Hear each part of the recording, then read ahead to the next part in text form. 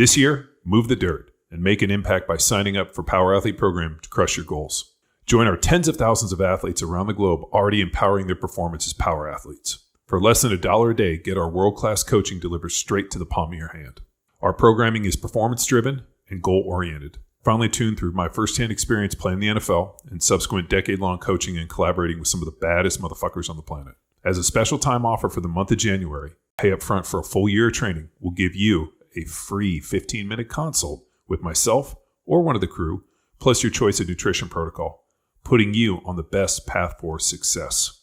Visit powerathlete.com/training and start today.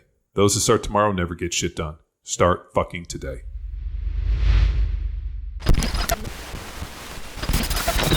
Of the 40 sessions, I just got done with, I think I got done with 25 today. And as I told you, I'm really fucking bored. One, of driving down there and laying in this tube for 90 minutes. And then the funny part is the guy told me a lot of people who buy the 40 package never finish it because they could just get burned out of coming.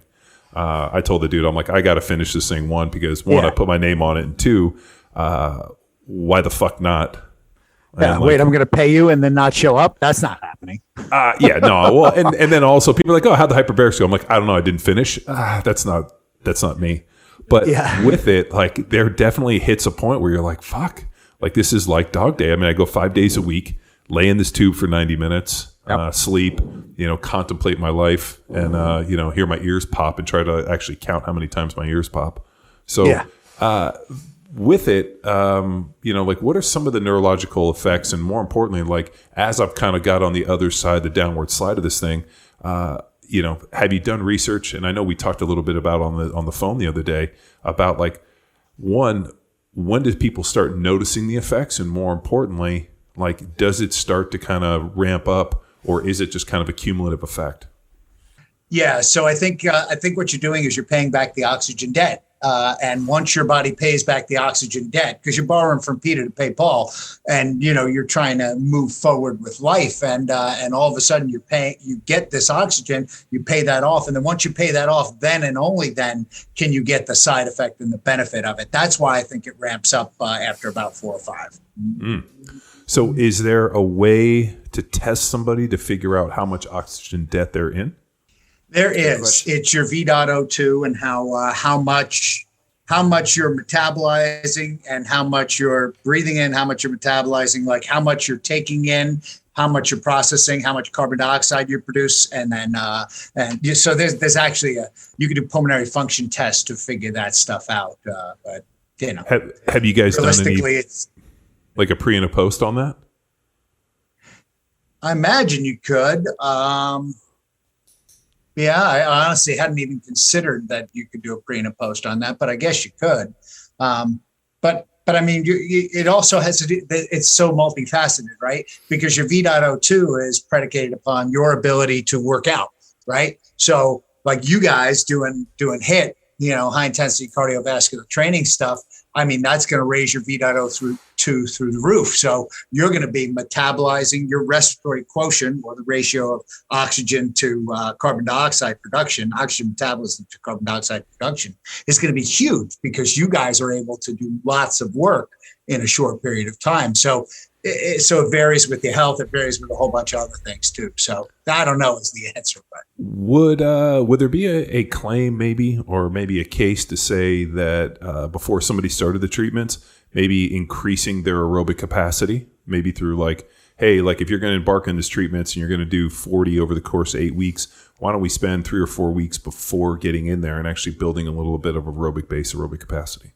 Right. So I really do think that, and you and I talked about that before you started a little bit, but I was talking more along the prep of the mitochondria, right? Because what you're doing is you're prepping that ADT to ADP process, adenosine diphosphate to adenosine adenosine di to adenosine tri, right? So you're working the cycle, and what I think we talked about earlier was increasing your hydrogen, increasing your CoQ10, stuff like that, which is all used in that whole metabolic process to create energy with the oxygen. So if you prep the mitochondria beforehand, stands to reason that it will be able to effectively do what it's supposed to do. And with that, I think it's a great idea to go ahead and prep. Hey, it's never a bad idea to go to the gym and get yourself worked out cardiovascularly and get your work on, so it's never a bad idea. I mean, aside from that, it increases things like interleukin 15, which is a powerful antiviral. So, let's do that. With the COVID people, I mean, what are the effects? Like, are they coming in with this long haul disease, coming 100%. In with these issues, and how are you obsessing that, and what are some of the characteristics that you're seeing, and then how is the hyperbaric necessarily counteracting this? So what we see is in long hauler COVID, we see substernal irritation. So just they're irritated back behind here, inability to take a full breath, or what they call dyspnea. They also see this brain fog, and they see lethargy. The problem is I can't measure lethargy, I can't measure brain fog, and I can't measure I feel funny. None of those there's no objective quality measure scale. The only thing that I can measure truly is a pulmonary function test. And for me, what we do is we do a lot of stuff, but the thing that we see mostly is FEV1 score, so forced expiratory volume. So the forced expiratory volume is with these post-COVID people that can't take a full breath, inability to breathe in and out. And what we see is that these guys and gals are hurting, and they're in the mid-60s when you should be in the mid-90s. Age dependent, shape dependent, and stuff like that. But you should be in the mid-90s for sure, given your body weight, your age. But they don't have the ability to get themselves regulated. They're not getting enough oxygen, and there's all kinds of problems with COVID. But the bottom line is, once they get the oxygen and the repair starts to happen, their FEV1 scores go through the roof. So they're in the mid-90s easily when they're done with a 10, that's it, just 10 treatments. And as soon as they're done, they're like, oh my God, you guys are the greatest. Now they say, I feel better. They say I have less lethargy. I'm more energy. They say I don't have as much brain fog, but I can't measure that. So objective quality measures, the only thing I've got is FEV1. So, and we're scientists, right? I mean, I feel better doesn't really help any of this, right? You're like, I don't know where to mark that on the test. I don't know how I feel about that, Joe. Show me on the doll how good you are. Well, for those of the people that didn't tune in, we should probably do a little introduction and maybe give Joe a little bit of latitude, longitude to go in and discuss hyperbarics, and then kind of bring it in. And for those of you guys, what was the last one he was on? It was episode 488, one of our first ventures with our pal Charles over there, doing an amazing job on video. And we have accomplished a lot of fun YouTube clips. So as long and in depth as that conversation was, we talked hyperbarics being mainstream, Michael Jackson, what he had to do with that, deepest dives and some adventures from Joe. So an awesome episode to introduce us not only to hyperbarics, but also our friend Dr. Joe. Well, it was actually great for me because after having him on the podcast discussing hyperbarics, I felt like if I didn't go forward and try to actually do the protocol and have some real world practical, feedback for him, that it would be just kind of a wasted thing where you're like, you had me on the podcast, you seem all excited, and you didn't do shit with it. So, and then I just have to listen to Joe talk shit to me forever because we're buddies. So that was where I put him in touch, started searching everybody that did some form of hyperbarics in the Austin area, put him on touch with them. He fucking blew these guys up with all these questions, and I think these guys were like, who the fuck is this guy? And we ended up getting into a place that wasn't exactly the way that Joe wanted it, so we had to make some tweaks on the prescription to make it more beneficial, I could say, in terms of the oxygen saturation. But the problem is, it's 8 weeks, 5 days a week. You got to go in and lay in this tube, and it's about a 30-minute drive each way, so it's a huge chunk out of my day. So can we walk through the experience? John, you've described it a little bit on one of our previous episodes, but Joe, take us into the tank. What can a user expect, not only I guess at the cellular mitochondrial level, but also just the conscious experience? Well, that, and also what should they be looking for and what should they hope to avoid? That's always a good one too. Right. So here's what I tell people right off the bat. I said, first of all, oxygen is absorbed into the middle ear. vastly differently than it is in the rest of the body. So here's probably what you're hearing at night. It kind of sounds like, you hear that? Yeah. Yeah. So it's kind of like squeaking in the ears at night, because that's the oxygen kind of either bubbling or popping out. It'll either do that really eeky, sort of a sound, or it'll just like. So you can expect to hear that for sure. Also, like you've experienced partially. We'll get into that in a second. But so most of all, you're going to have this increase in pressure, kind of like you're going down in an airplane. Like, when you climb up to altitude, it's you kind of don't have to clear your ears. But when you go back down, that's when the babies really start to cry, because they really need to clear their ears at some point. And kids, eustachian tubes haven't dropped yet, so they have a tough time clearing. So that's why they wind up crying. But, that's where you get that clearing sound, that clearing motion, if you will. And then basically when you're on the bottom, you're just breathing in and out, repeating as necessary. Now, when you come back out, you're going to have an increase in metabolism. I suspect you're eating everything on the planet when you get out of this thing. And then you're going to have you're going to be really tired when it comes by the end of the night, I imagine. So is that pretty much what you... yeah. And the other one is like I have a ton of like gastro burping. I find like the whole time I'm in the car, I'm like, God, I can't stop burping. And I just always figured it's just maybe oxygen, air, something going on. It's swallowing. So you're more swallowing air than you are. So try not to swallow the air if you can possibly avoid it. It's hard when you're valsalvating, and most people just say, oh, take a drink on the way down or take a drink on the way back up. If you take a drink on the way up or down, you're drinking a little bit of water. If you're drinking on the way up or down, you have the propensity to swallow air.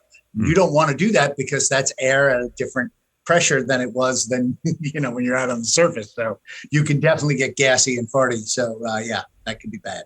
Yeah. And then other than just the ears popping, I mean, obviously, yeah, like they only pop on the way down. It's not on the way up. But the other one, a little different. The way that Joe's chamber works is they plumb in 100% pure oxygen, which adds a certain, I guess, danger factor. Whereas I couldn't find that specific chamber. So it's the same chambers, but they actually pipe in a mask with oxygen, and then I basically seal it on. I was kind of telling the dude, I'm like, man, you almost need like a helmet. Like it would be a lot better if there was a sealed helmet on, and I could actually like just not have a mask on, just breathe air in the helmet. Like a spacesuit. Yeah. Like that's what I want. I want a helmet. The problem with those things is, are they tanking the oxygen? So the oxygen's tanked and coming into you? Or is it an oxygen generator? No, it's a tank. Okay. So it's a tank. Yeah. Yeah. So what I do is as soon as I get in, they have like kind of a valve. I open the valve up all the way, and then I try to kill his entire bottle. So it's funny. I'm paying for this oxygen, man. I come in and like the first time I like went over and I saw the tanks, and I like just like opened up the valves all the way. I'm like, it's just like welding tanks. And I got in there and I was like, hey man, there's a regulator. I know how all this works. And just basically opened it up, and then it was like the bag was like, and then what I'll do is I pull it on real tight, and then I try not to huff it, but I'll take huge, big breaths through the nose. So I just try to do nasal breathing. Yeah. I mean, it's deep diaphragmatic breathing is the best way to fill all the alveoli, even the ones way down on the bottom, right?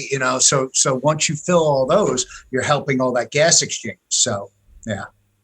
Yeah, but it's like a big metal, kind of looks like a small submarine tube. They put it in, like they bring it in, seals it, and then it pressurizes. And the thing which Joe talked about avoiding are the soft chamber ones, or the ones where they don't pipe the pure oxygen in. Right. Anything with an oxygen concentrator, it's just going to give you less than. So, it's already less pressure. So then you have less oxygen, Why are we doing this? It's, help me again. Now, it doesn't mean that they're bad, but it just means that they're less effective at doing what we think they're doing, or at least that's what the current data says. So I'm not trying to poo-poo on anybody's stuff, but bottom line is, if I have a paper and this paper says that it works, well, then I'm going to believe this paper instead of this maybe over here. So for those of the people that are listening that are new to hyperbarics, can you get into a little bit of the physiology, what's happening? I mean, I've talked about it, that the idea that at, I forget what the atmosphere, it might even be 1 or 2 atmospheres, we start getting oxygen dissolving, really just diluting into all of the fluids in the body. Can you go into the process a little bit? Right. So normally speaking, what happens is hemoglobin transport hemoglobin or red blood cells with hemoglobin in them transport the oxygen in your body, and there's only four oxygen molecules per hemoglobin. So there's a limit basically set, and that's just by nature of your development. And if you have poor shaped, if you have rounded sort of hemoglobin red blood cell problems, if you have sickle cell sort of problems, you increase that carrying capacity of the oxygen. Well, the thing with hyperbaric oxygen is we've seen that as you get up to 3 atmospheres, you can take all of the red blood cells out of the human body, and plasma, what's left of the plasma, is sufficient to support cellular respiration without even having hemoglobin. You're basically pressurizing this oxygen into the plasma, super saturating it so much so you don't even need red blood cells. We did a whole bunch of stuff with a pig. Not me, but somebody did a whole bunch of stuff with a pig early on in the 50s and said life without blood, you don't have to have the red blood cells in your body in order to create cellular respiration. So that's the cool part of hyperbaric oxygen. And the really cool thing is that hemoglobin in the grand scheme of things might be as big as my head is on this picture. But if you're looking at plasma is as tiny as my eyeball, for crying out loud, and can get everywhere, where the hemoglobin gets stuck, and quite often hemoglobin gets stuck, especially in the capillary beds. It gets stuck and has to push its way through, and thereby decreasing the amount of oxygenation that's going on because it's stripping its way through, if you will. So, yeah. Is this process just limited to humans? Have they done hyperbarics on other mammals? Absolutely. So we do hyperbarics on other mammals all the time. So there's horse hyperbarics. There's as a matter of fact, the Racing Association. Did we have this discussion last time? We did, and I thought that was awesome. The Racing awesome. Association said you are not allowed to have hyperbaric oxygen immediately before a race. So I was like, that's how you know it's got to work, because that's how you know it's a performance enhancing drug, because the betting people don't want you to have it before they run. If I was still playing the NFL, I would have a chamber at my house, hands down. Unquestionable. You're the, healing so much. I mean, I'd just go home after practice, laying there for an hour, and make it happen. And it was funny when I went in today. I was like asking them about all the switches. I'm like, hey, how do I depressurize this thing myself, and how do I pressurize it? So they were taking me through like the process on how to like run it myself. And I was like, well, how about this and this? And I was like, well, how do I turn? And the guy's like, I'm like, well, what's one day you're not here and I need to do it. So, yeah. But it's, unfortunately or fortunately, I get 90 minutes to sit in this thing and think. And the one thing I keep thinking is there an evolutionary reason for this to be working the way it is? Like, think about that. Is this just some random thing that we found, or was there an evolutionary reason that we were able to absorb oxygen at these below atmospheres? Like, what would be the reason for it? Well, so 1664, this guy named Henshaw said, somebody has a belly problem. I'm going to put them in this, what looked to be a big pressurized domicilium, they called it, but it's basically a big pressure pot. And they squeezed a little bit of pressure into them, and it helped the person with digestion. So, so once that happened, it's like, I wonder what happens if you do this? What happens if you do that? Like I said, when we talked about life without blood in the 50s, they would do open heart surgery at 66 feet of seawater. So pressurized in a hyperbaric chamber, they do it so that you could keep oxygenating the body without actually fully. Makes sense? Yeah, no, I mean, when we had John Sapolsky on the podcast, you guys freeze? No, we can still hear you. I asked him an interesting question. We've had 5-6 mass extinctions, and he's like, 90% of the life on the planet goes away during a mass extinction, and then life crawls out of the ocean. And I was like, okay, well, explain this to me. He goes, well, think about if there's like a nuclear winter and there's no sun coming through and everything dies. You got to remember, there's a huge amount of life that lives at depths in the sea that require no sunlight. So life just goes on normal, and then what happens is it abates. Nuclear simmer goes up, and life crawls out of the sea. And as I'm sitting there laying in the tube, I'm like, man, I wonder if there's an evolutionary reason why this works the way it does. Because I mean, it just seems interesting, the fact that, here we can absorb oxygen at these different depths. So does that mean, but then other mammals fit into it. It's also the other weird one that I think we're one of the only sea mammals that actually has subcutaneous fat, which is more similar to like marine life. Yeah. So now the answer is it's a great thought, but I have no idea. no, and there's no. I mean, it just sounds like anytime you put in, it just looks like a bunch of weird conspiracy theories. No, I mean you make a good point where you have all these objects, all these creatures on the earth that don't rely upon the sun. I don't care how hot it is. It doesn't matter to me. It's always going to be more than 30 degrees because I'm in the water. Liquid water is going to wind up being 30 degrees or so, maybe a little bit cooler because of all the pressure, but and then they don't rely upon the sun, light, anything. They just exist, so. Yeah.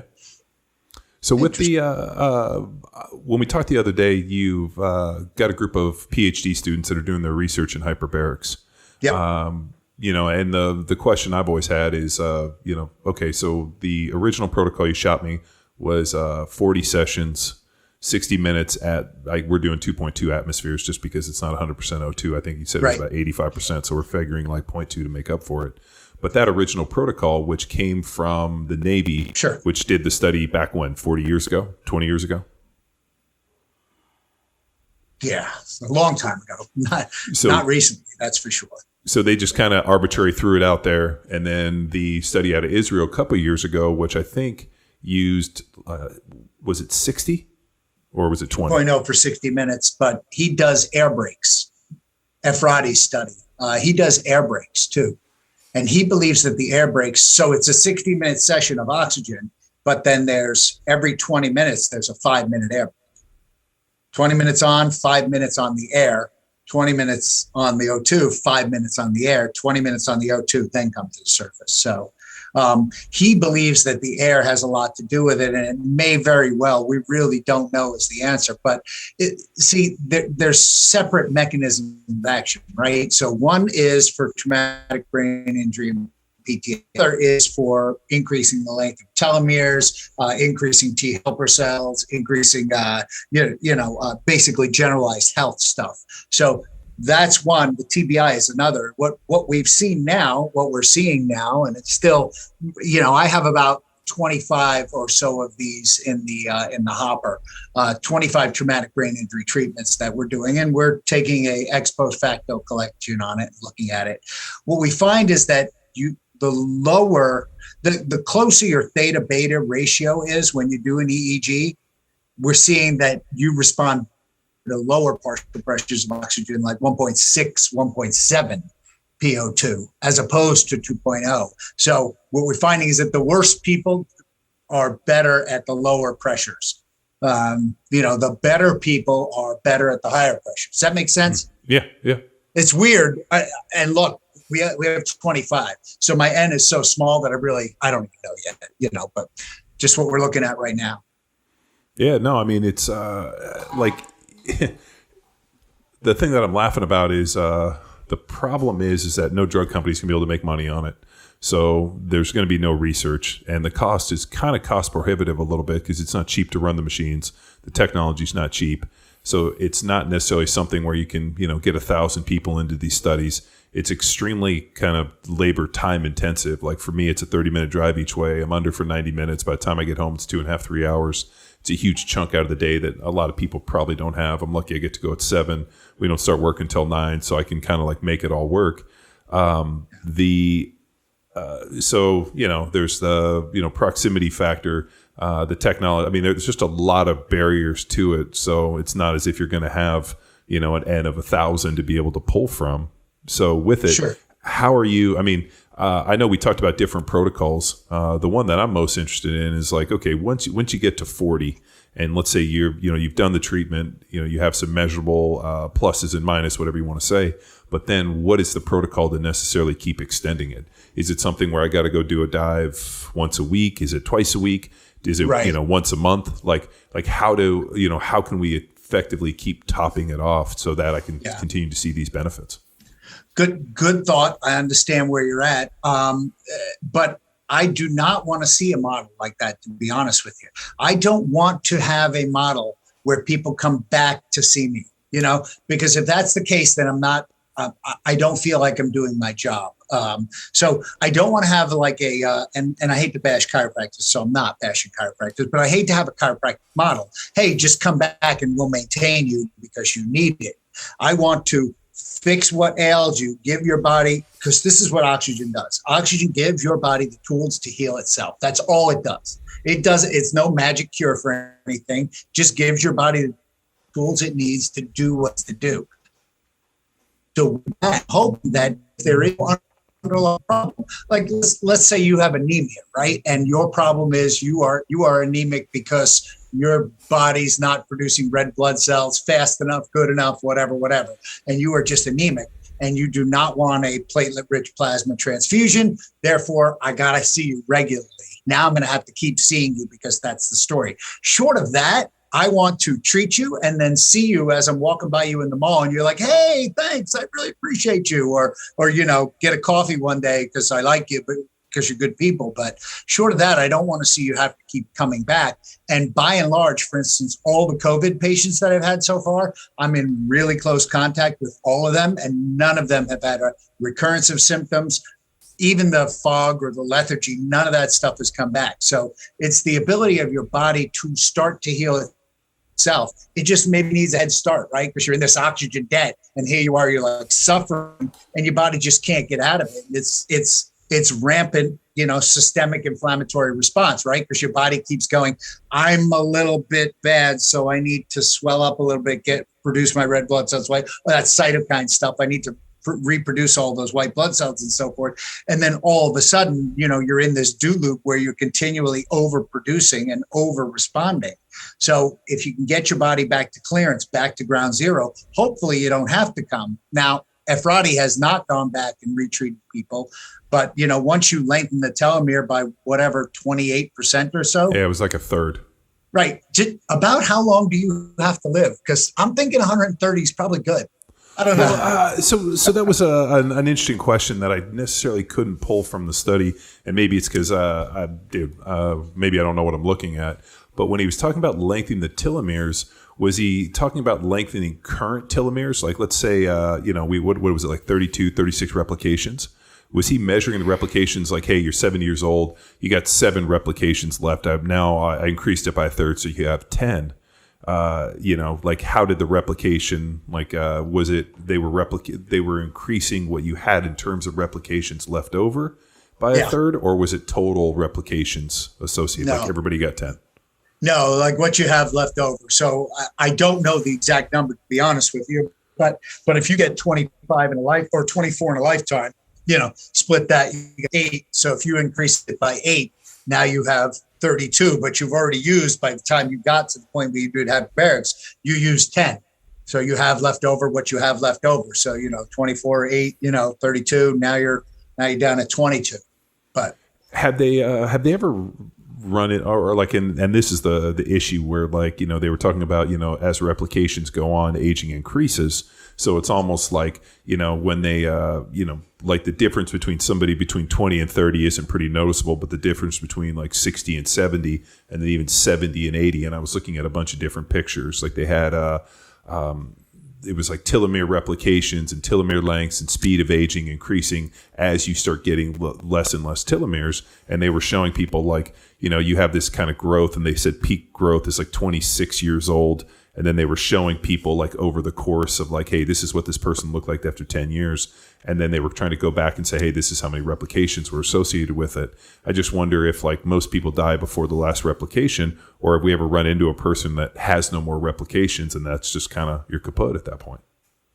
Yeah, I mean, this is the peril with going down the road of, your longevity is predicated upon your telomere length. I'm like, while there is truth to that, it is not completely true, because, you could die of getting hit by a bus, for crying out loud. And that has nothing to do with telomere length. You could die at 6 years old from, some stupidity, but, so it's kind of like it's better, more healthy living, especially for the end stages. I think it's more healthy living, but short of that, you can also attribute a lot to that. Like getting to the gym and doing your regular workout. People are like, well, you go to the gym? I'm like, I go to the gym all the time. And it's, it's part of my life. It's not a problem. I call it going to church. So, Yeah, the problem is when you start researching this, you get like a whole bunch of like fucking snake oil, Ben Greenfield kind of sales shit. And you're like, what am I reading here? And it's this idea that there's somehow some fountain of youth wrapped up in the telomere length.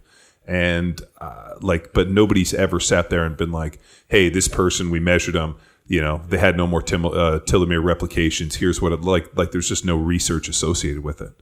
So it's kind of just a lot of, I don't know, like fucking like the dudes like the witching wells where they're like searching for water with like a pointy stick and then they happen to hit it, that type of stuff. Right. Yeah, no, I agree. So it is a snake oil salesman is very much the case, and this is why this is what I don't want hyperbarics to be wrapped up in, because there are some really, really, really good things that it can do, but can it cure your toenail fungus? I don't think so.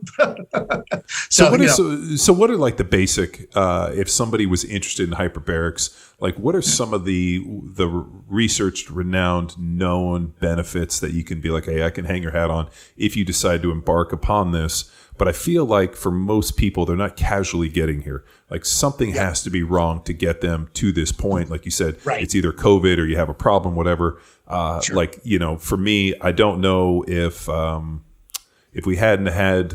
you and I hadn't become friends, had you on the podcast, and then we started kind of going back, I don't know if I would have ever been spurred to do it, because I never would have like looked at it and been like, holy shit, I got to do this hyperbarics thing. Yeah, no. I totally get it. So I think what you're looking for is something that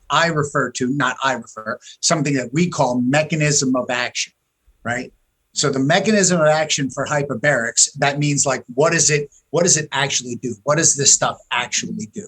So our mechanism of actions are, for instance, first thing is angiogenesis and neurogenesis. That is the growing of new blood vessels, new blood pathways, if you will, and neurogenesis, rebuilding of synaptic pathways, or recreating the neurons that go between the axons in the brain, if you will. So that is certainly one that is known. It is there. It's absolutely there. You reduce like vasoconstriction, so it shrinks your veins and arteries, right? It basically decreases that size. That's a known mechanism of action. And that's really important for things like burns, right? When you have somebody that's burned or is getting burned or has a burn and you want to heal that. It's got some toxin inhibition capabilities, if you will, and those are kind of not so well understood, along with the not so well understood. So that's along the lines of like gaseous gangrene and that necrotizing fasciitis. Another poorly understood mechanism of action, but it is there, is antibiotic synergy. So there's some synergistic effect with the oxygen, hyperbaric oxygen, and the actual itself, and the antibiotics themselves. So, and then there's collagen synthesis. We know that it absolutely synthesizes the growth of collagen or the production of collagen. And collagen is not just the stuff that we inject into our lips. No, it's the building block, as you guys know, for every single cell that we have in the body. So that's really important. What else does it do? Boost stem cell production by up to 800 times. So, I mean, stem cells, and the cool thing about this stem cell production is that we're talking about the CD34 plus progenitor stem cells. So as stem cells go, it's the wild card of all stem cells. So it's the gold card, right? I want to make lung tissue. Oh, I want to make liver tissue. Here you go. I want to make, and I mean, these are hopped up, souped up. And it's not like injectable platelet-rich plasma, that PRP stuff. It's more along the lines of, because you really don't get most of that. You get like 40% of what they inject into you. Maybe that takes. And of that, it's probably 25% of those develop into something called stem cells that you can actually use. It's such a little, all that stuff is so voodoo witchcraft sort of stuff. But these CD34 plus progenitors, these are the MOTS. I mean, this is the bee's knees, whatever you want to call it, whatever your listeners want to call it. But these are the best type of stem cells to get because your body produces them. So everything that your body produces, you can actually use. So That makes sense. There's other things like leukocyte oxidative killing. That's decreasing all of the, that cytokine storm that you have going on. It reduces all of that. It tends to have an over response to things, especially long duration things like COVID. So, give you a good breakdown. Did I keep it simple enough? Yeah, no, I mean, the one I'm fascinated on is with the neurological issues, whether it's some acute deal where, somebody takes a big hit to the head or, something more, chronic like I dealt with in the NFL, where now all of a sudden you have, decreased brain function either due to lack of circulation, CTE, tau. I mean, it goes into all these things. The idea that, now all of a sudden you can allow oxygen to travel on plasma and be into much smaller places. So you can effectively jam oxygen into places that oxygen couldn't get to because the hemoglobin were too big.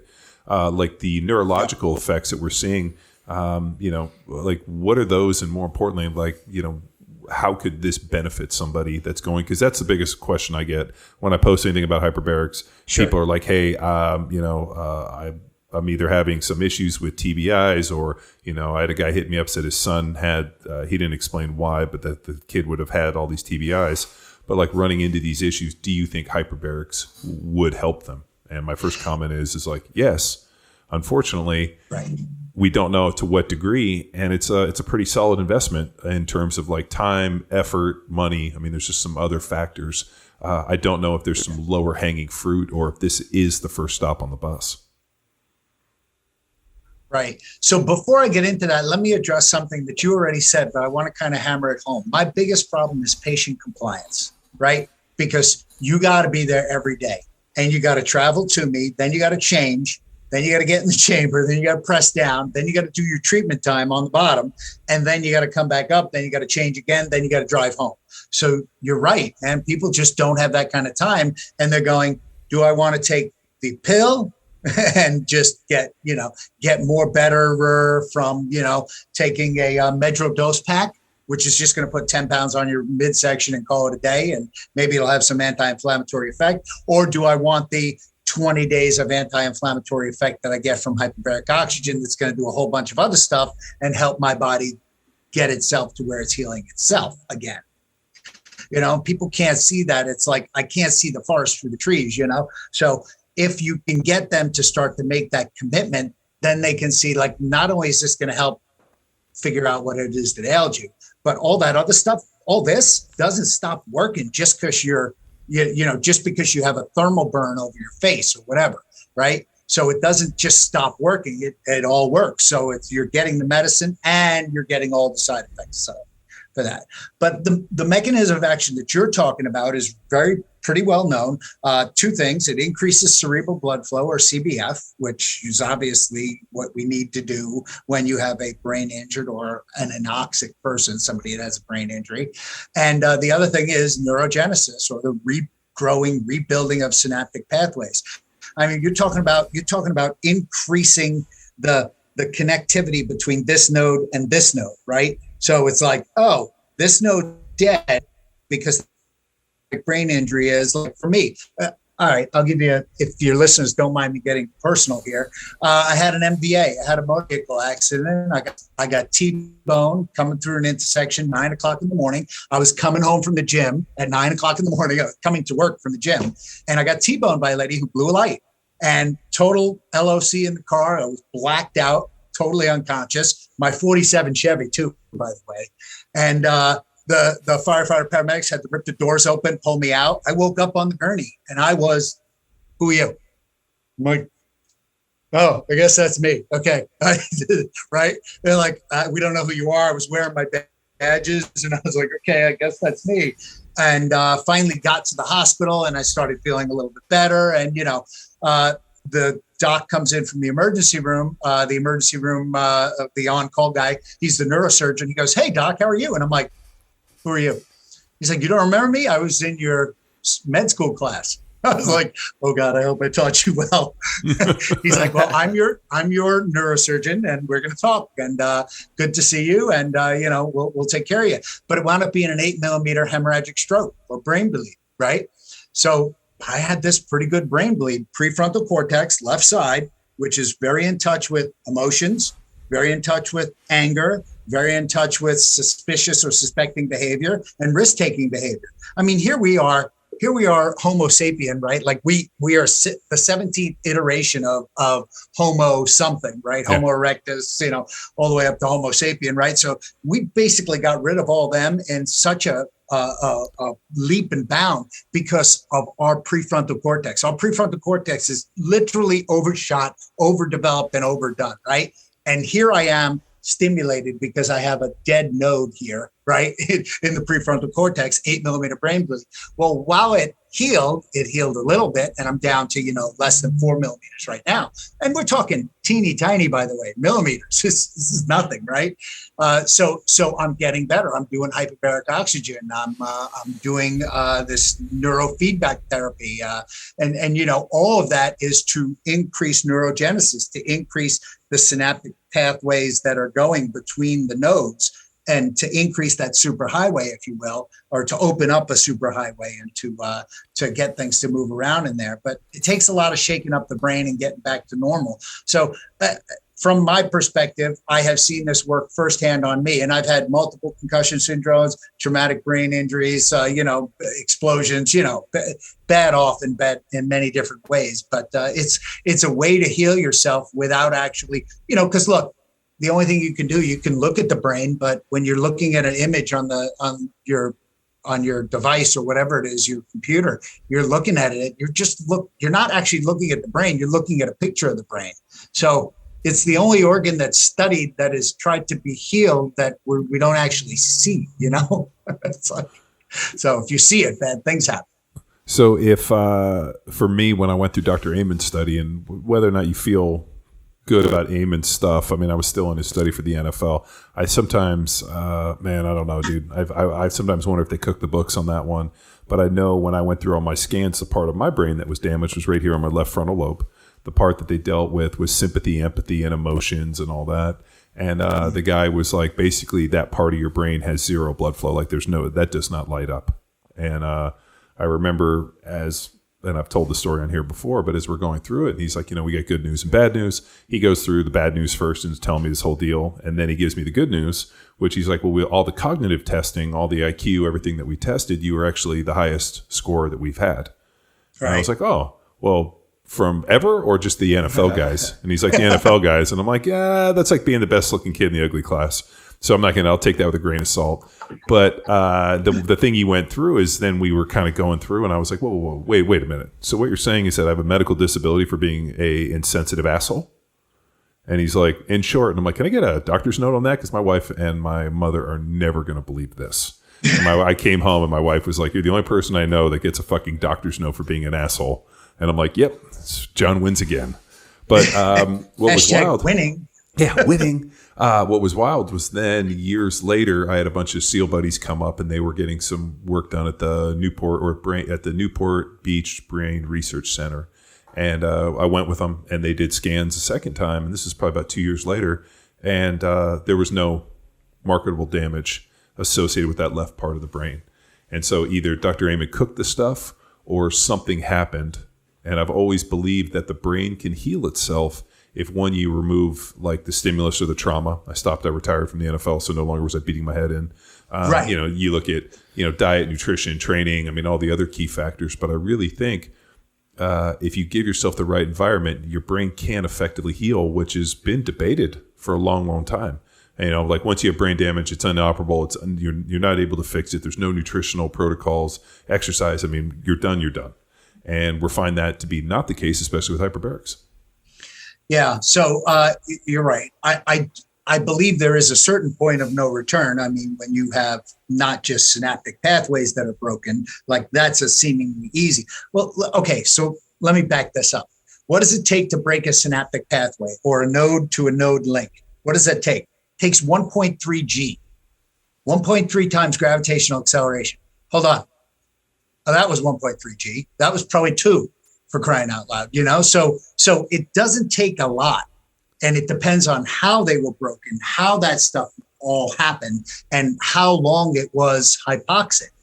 before you started the healing process. So, you know, you can imagine the longer you wait to start treating all this stuff, the worse off you're going to be. So the guys from the eras gone by that were wearing the leather helmets, do I think it's going to help them? Maybe. Maybe is the answer. I'm hoping.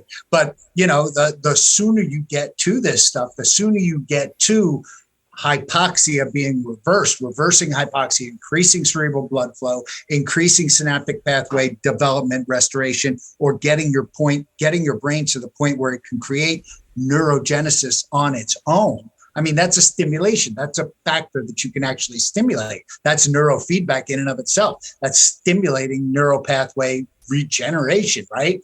And if you can get your body to do that, then you can just wire around the dead node. Does that make sense? Mm-hmm. Wire around the dead node. I mean, it's not always possibly dead, but you know, around what's not. You know, the idea of creating new, you know, like increasing the myelin sheath, creating new, neural pathways to be able to do stuff. I mean, the brain's pretty amazing. Like, I was reading about somebody who I think it was took like a steel spike, in the head and actually damaged. And they found like the part that severed had to do with like speech and some other things. And they were able to go in and reteach them to do these things. And the brain ended up finding new ways to do this stuff and rewire. Well, they, that case, because this man had an upstanding life, family and all that. And then when the spike hit, he started gambling away, started, cheating on his family and all that. So it living the good life. You could say that. I'm trying, I cannot, it's a famous case. Yeah. But then it was the disc and, I'm sorry, Joe, any comment? It sounds like it's something in the prefrontal cortex, because if it's in there, that's where all of your like risk-taking behavior comes from, is a damaged prefrontal cortex, right? So it's like, oh, you're doing all this risky stuff. Now you're going to be with, you're usually an upstanding guy, and now you're making a decision to do something stupid. Well, that sounds like NFL players towards the end of their career. As guys go on, all of a sudden they start acting more and more reckless, and that's something that's observed. I like the one that blew me away was Demaryius Thomas just passed away, 33 years old, and he was having seizures. I guess he was dealing with seizures, which it was super weird the way they reported it. But then I dug in a little bit deeper, and I guess he'd had a seizure and fell during the seizure, and that's what they equated it to. But I'm thinking a 33-year-old dude, 10-year NFL veteran. I mean, more importantly, what's he doing for these seizures? How is this affecting? And they just have not provided, probably because they don't know anything, but it just feels like, at the end of your NFL career, or even every year in the off season, hey, like, here's your hyperbaric treatments. Go get 40 of these motherfuckers. And we'll see you next year. Right. Or, like I said, you're not, I don't think today's players, maybe you guys didn't actually know that this getting hit in the head was a bad thing, but well, I think I told you the story, right? That when I came in the NFL as a rookie, they told us that you got a concussion when you got knocked unconscious, which I always thought was hilarious, because I was like, how am I going to know that I got knocked unconscious? And they're like, well, somebody will tell you. Good point. Right? So like that was always a funny one. I'm like, okay, so I'll know that I got a concussion when I get knocked unconscious, but I won't know that I got knocked unconscious unless you tell me I got knocked unconscious. Exactly. And I remember thinking, like, this is a real fucking problem. And then at the end of 10 years, I remember in my 10th year, I'm going into the Patriots, and they make you go to this little talk to the trainer, and he wants to talk about how many concussions, and they give you this like kind of little survey. And when that first day, and I always remember, that was how they defined a concussion. Now, all of a sudden, 10 years later, we're having the same conversation, and they say, hey, you get a concussion when you feel disoriented, your bell gets rung, your eyes are crossed, you feel any form of like ringing in your head, disorientation, wobbly, and they went through like all of these symptoms, and then the guy looks at you and goes, based upon that definition, how many concussions do you think you've had? So I shit you not, that first, like, they always ask you that question. The first year, you got a concussion, you knocked unconscious. How many concussions you had? And I said 0. I've never been knocked unconscious. Right. Dude, that I know of. I mean, in college, we were supposed to do this thing called a reverse hip, where I throw my head in front and then I basically throw my back hip and roll up the dude. and it's a pretty dirty fucking move, but our coach wanted us to do it. Unfortunately, I didn't realize that the guy's outside knee was back. So when he stepped forward, he'd need me square in the forehead.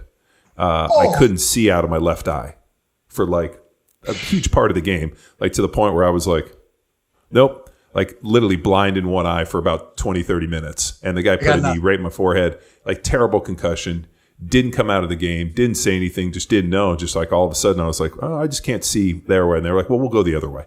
But that was about the closest, but I didn't get knocked unconscious. So then all of a sudden, 10 years later, they're rechanging up, and now they're, hey, they kind of changed up and they're kind of redoing the definition. And at that point I was like, I don't know, like 70,000.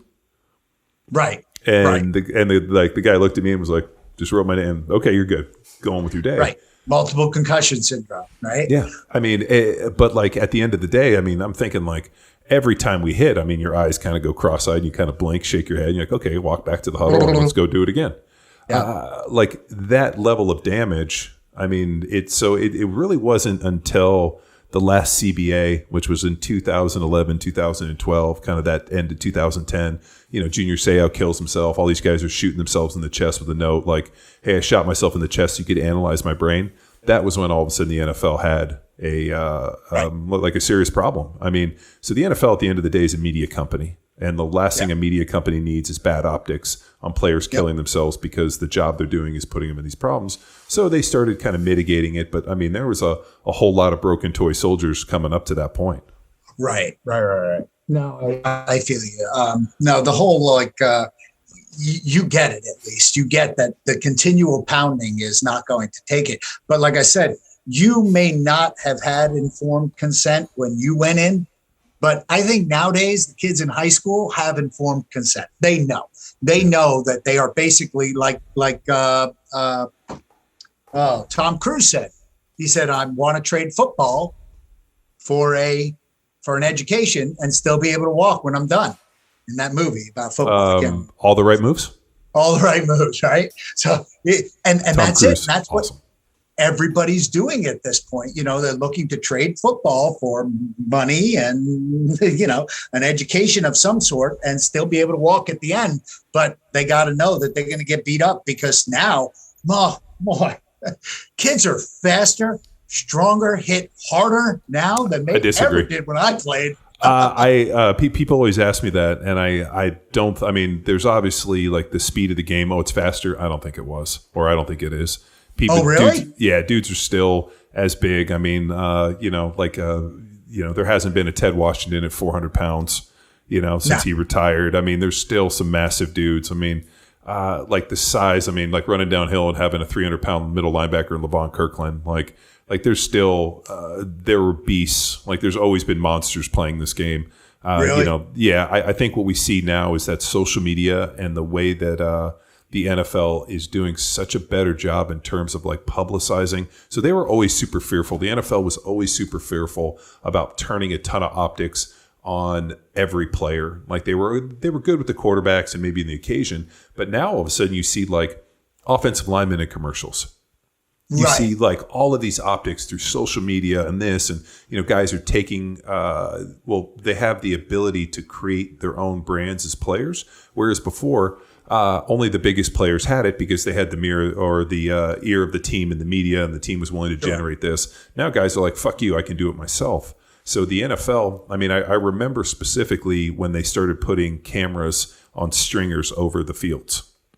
And you remember when you would watch an NFL game and it was just like end zone and sideline and they kind of cut between the two. Now all of a sudden you're seeing cameras fly around. I mean, there's fucking 13 cameras on every single person on the field.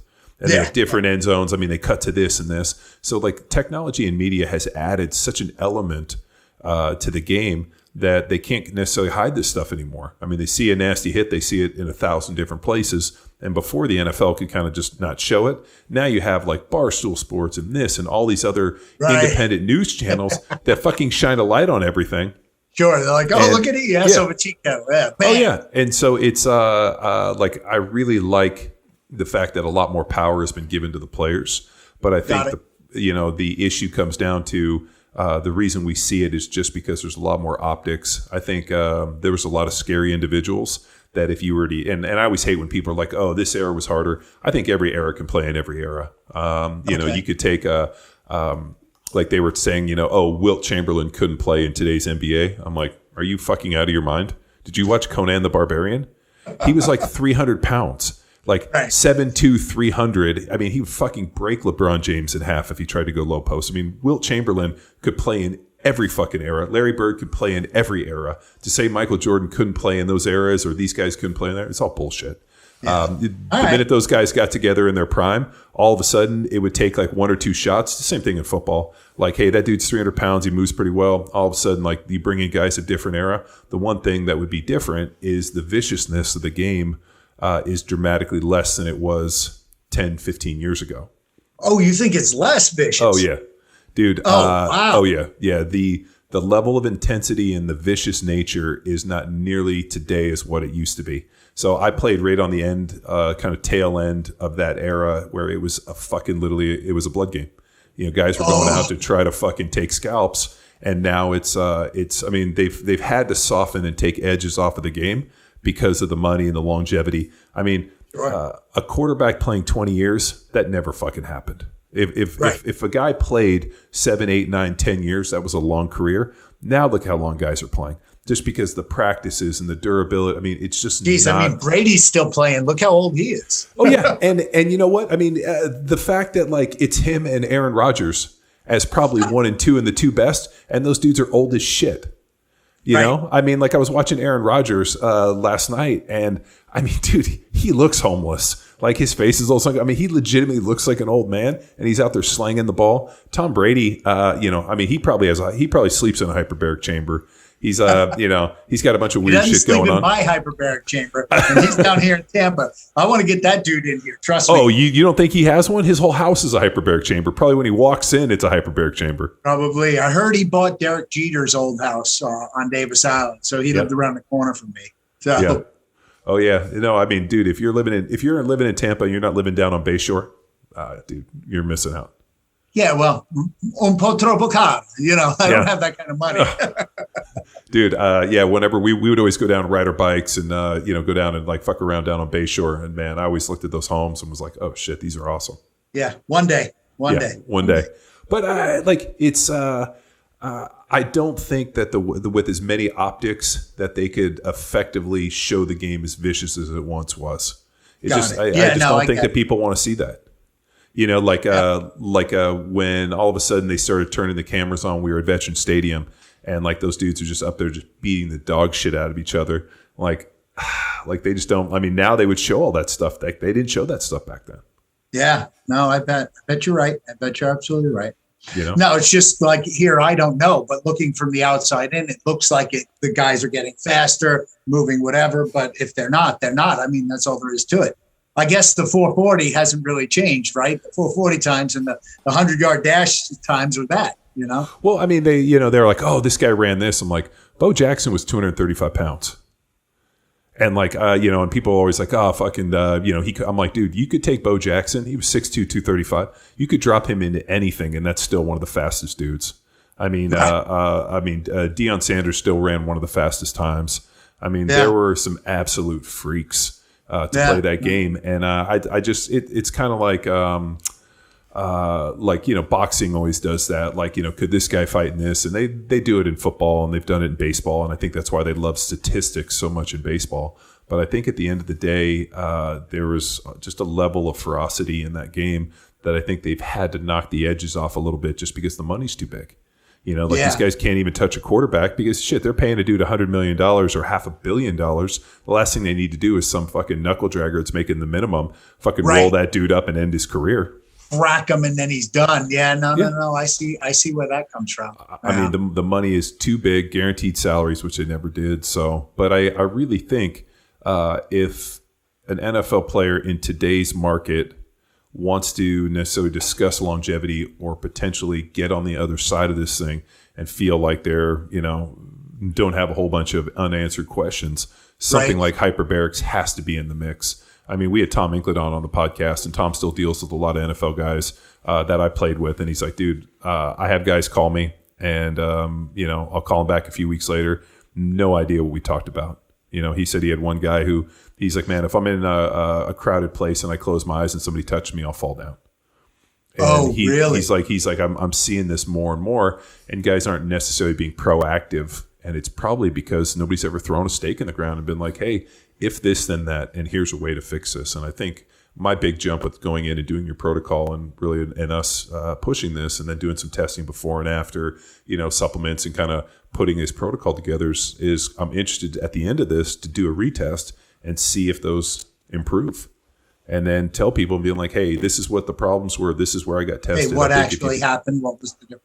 Yeah. Instead of just a lot of conjecture, which is what we run into, where it's like, yeah, I think I feel better. And like, I fucking hate that. Where people are like, oh, I think I feel better. And you're like, fuck, like, give me some concrete. Tell me some numbers. Give me something. Exactly. Give me something objective, nothing subjective. It's not going to work. But the other thing that we didn't get into that you and I talked about earlier, and I'm not trying to segue us, but we talked about oxygen-induced myopia, right? Mm.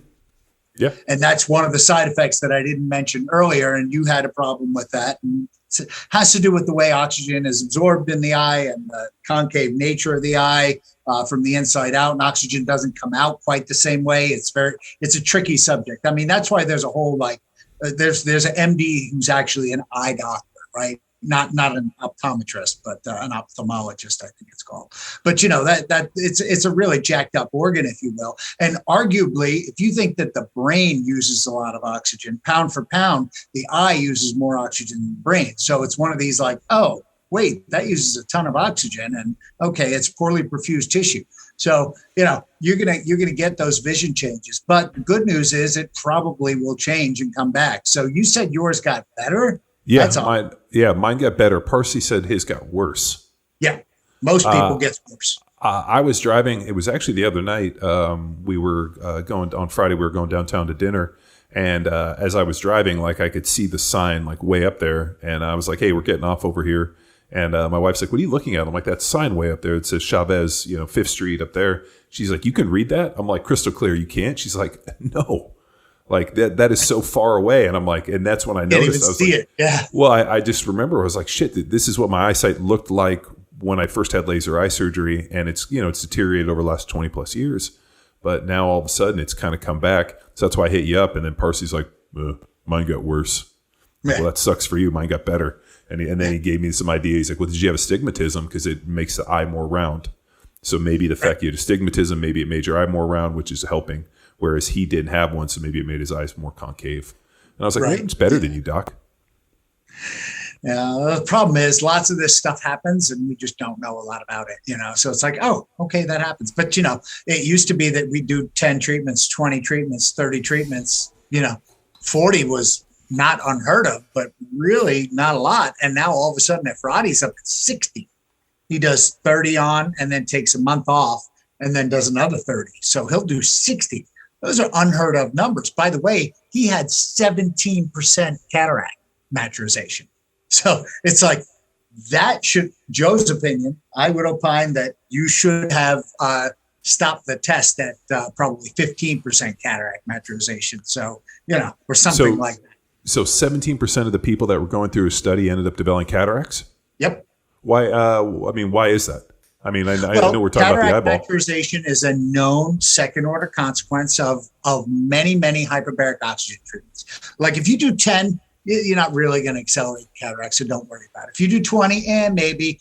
You do 50, you're doing 60, that's a big deal. That's a big deal. We know that it matures cataracts. It doesn't give you cataracts, but it makes them mature faster. So look, I mean, think about it. You got an aging population. Anything over 65, you're an aging population, you probably have cataracts. I mean, I'm throwing dice when I say that, but it's pretty good that it's not going to be, craps on that one. So I think I'd take the, but what, and then much worse. And 17% of them got much worse. What would be the justification to taking it up and bumping it up to 60? Is he doing research, or is there something that he's seeing that, there's a difference between 30 and 40 and 50 and 60? So unfortunately, in in hyperbarics, in this sport that we play, there's no funding to do this type of stuff. So you got to basically come out of pocket to fund a study. And really, it's unethical for me to do a study and for the patient to have to actually pay to be part of the study. So really, you do it for free. So what are you talking? $200, $250 a treatment times X number of treatments. Well, you roll the dice and you say, this is the number of treatments that I want. I think it's going to be effective. And then you do it. And then you get the results at the end. You go, okay, great. I'm going to do 60 treatments. Why? Because this paper that I have says that 60 treatments is the number of treatments that I have.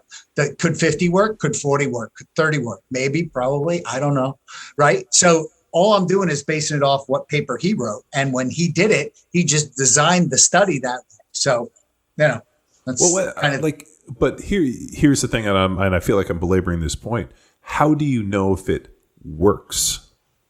Like what's the metrics like? And this is like whenever I read a research paper, you always read the abstract, like, hey, this is what they're hoping to find out. And then you skip to the conclusion. You read the conclusion. Yeah, at least I do. So then I go to the conclusion. And if the conclusion is different or whatever, then you go back and you read. But as long as the abstract, hey, this is what we're trying to prove, you get to conclusion. And then, from there I decide whether or not I want to read, if I want to read the study.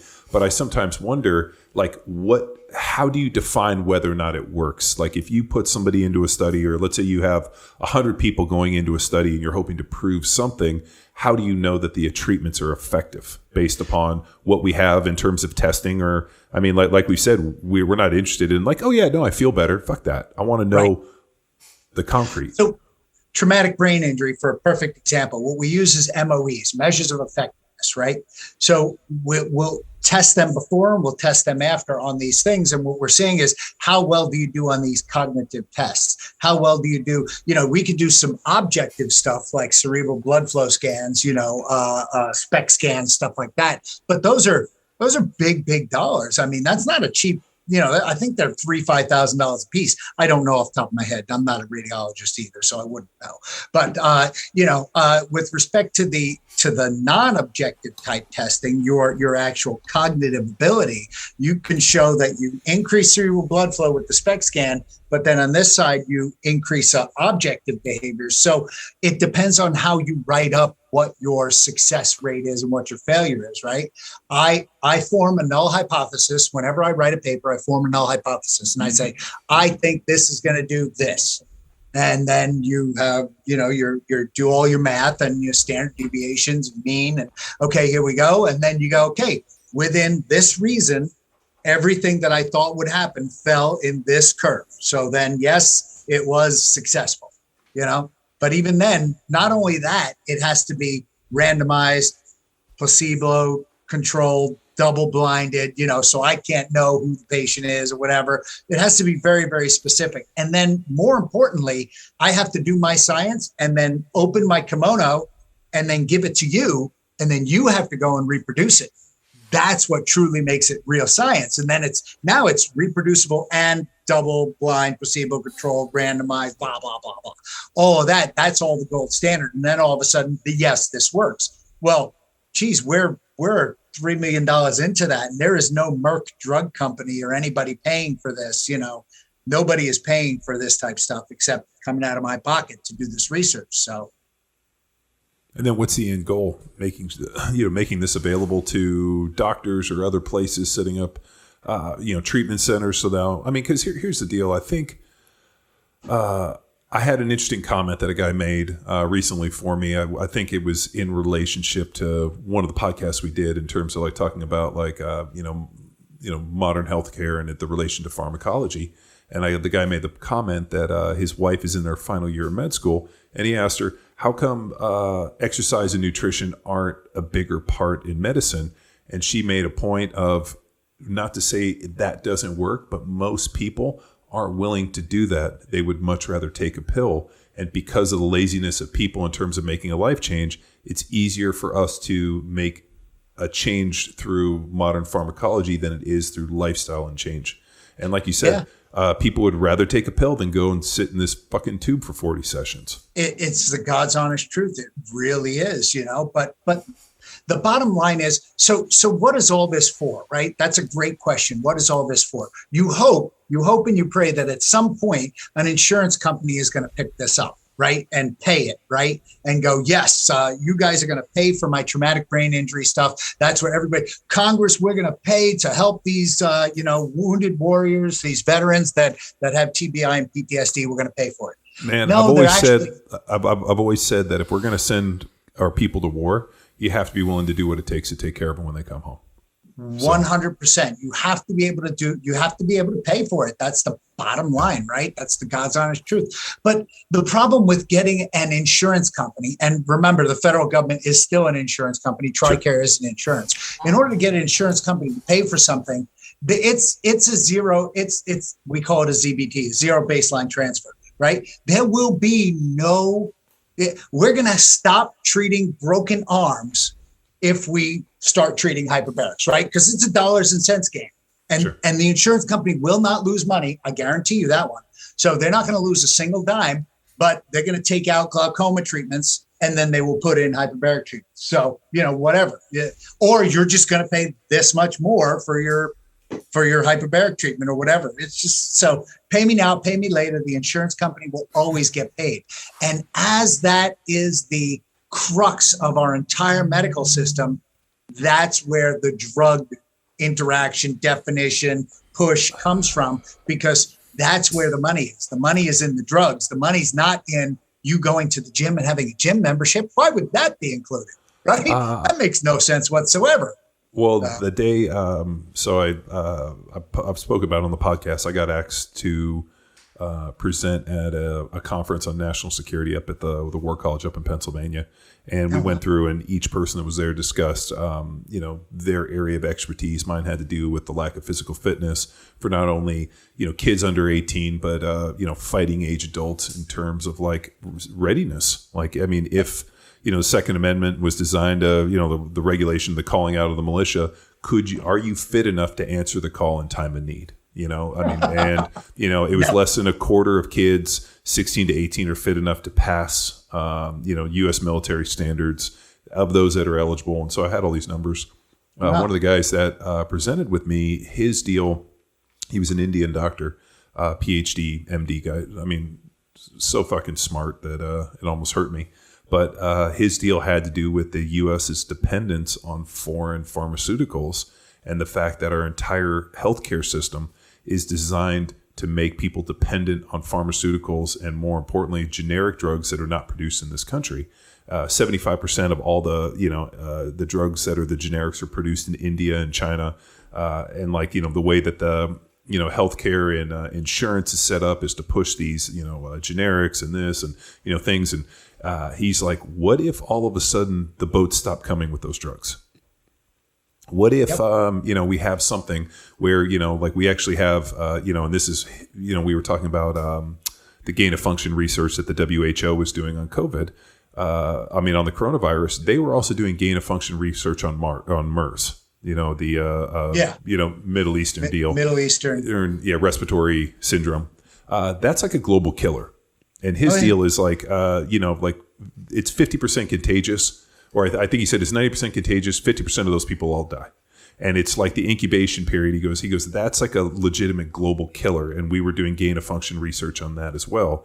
His deal was like, okay, so what if something like that strikes India or strikes a country or whatever who's producing all those? He goes, what happens to America with its dependence upon foreign drugs in terms of this pharmacology where now you're hooked on everything?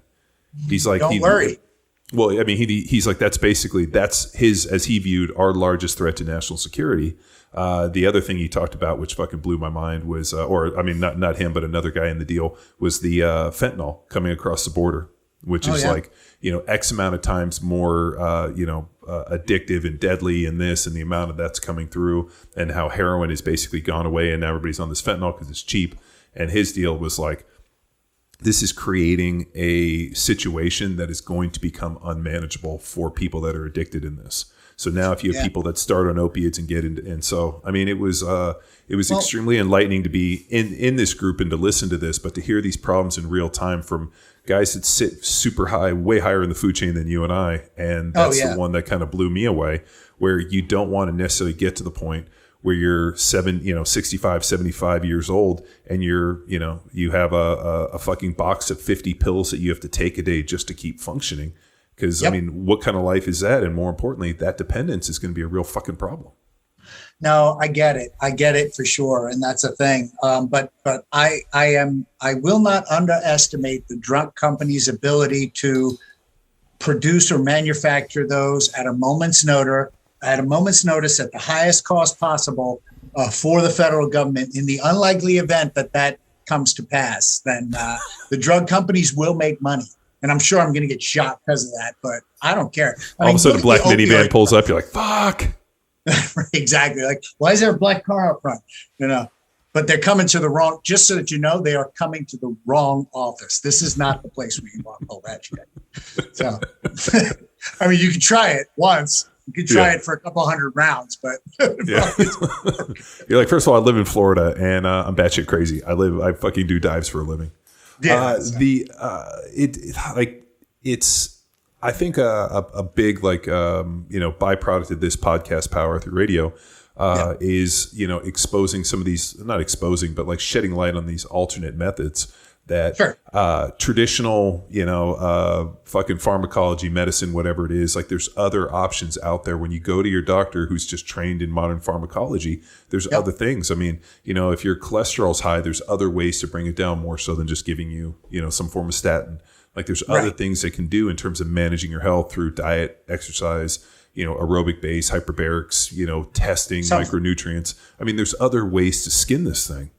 And the issue that we've been always trying to shine light on is it's not some new age hippie bullshit. This is legitimately how most people are going to try to get into the next part of their life. And I think that the traditional way that westernized society is going is a fucking absolute car wreck on fire. It is, because we are now so dependent upon the federal government to take care of us.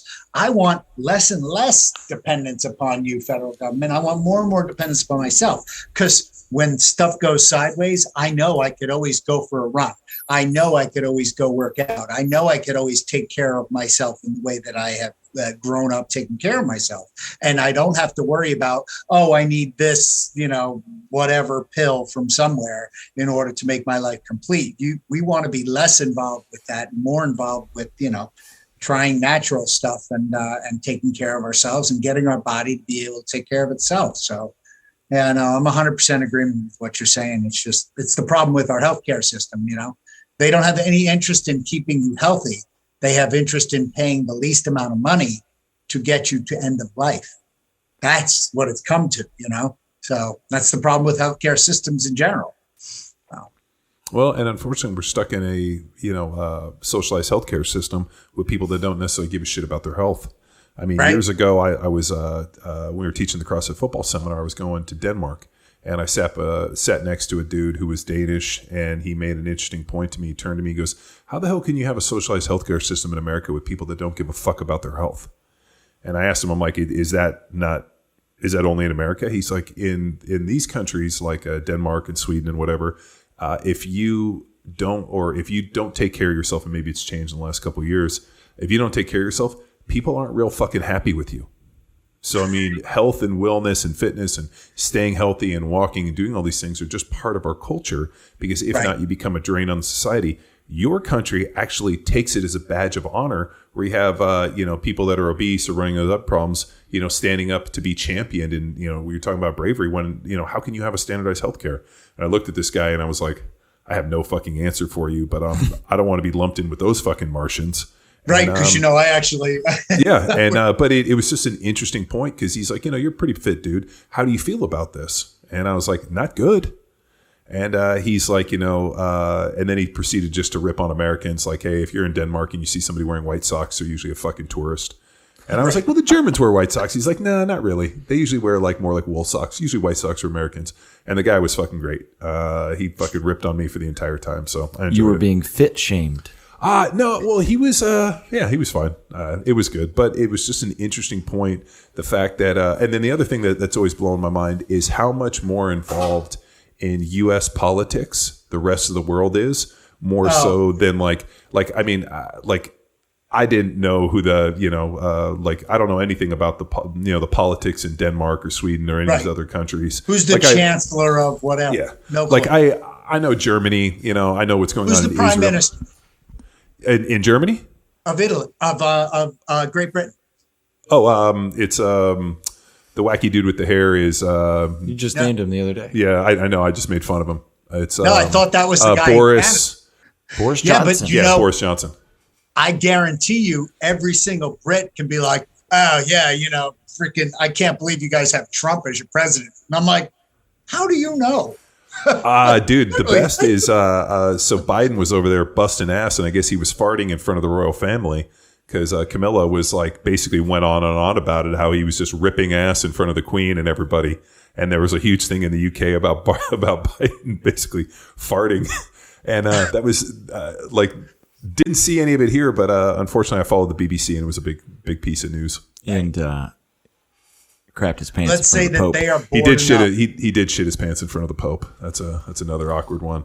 So I mean, that's really what America's good for. We're just farting and shitting pants. Again. That fucking Biden, the old pants shitter. I do have more. If we're at a small breaking point, I do have more on the gentleman who had the spike through his head. Oh, excellent. Phineas Gage. So I knew that name. I just couldn't recall it at the moment. So it was 1848. He had a 1 meter long, 1.25 inches in diameter spike shoot through left cheek and then top of his head. No loss in speech, motor control, memory completely intact. However, he experienced personality changes according to his friends. There was a term named after him, no longer Gage. Meaning if you're not acting yourself, This was coined during that, and gambled away all his money, disrespectful, restless, and unreliable, according to all his folks. And then at 36, he died, passed away, seizures. So eventually took over, but during this 10-year gap, just a completely reckless human being. And why this is important, there's a gentleman, a philosopher named Descartes. How do you spell it? Descartes. Descartes. Yeah, Descartes. Yeah, Descartes. Yeah, Descartes. I think therefore I am. Yes. So 17th century, and recently, in just as late as the 90s, there became Descartes' error, where he was saying like motion and decision making is not connected, and then a lot of neuroscientists established Descartes' error and began to connect why, like, if somebody made a decision, we're like, well, I can't believe they did that. Like, we're assuming they're using logic to make their decisions. So that was Descartes' error, and that you.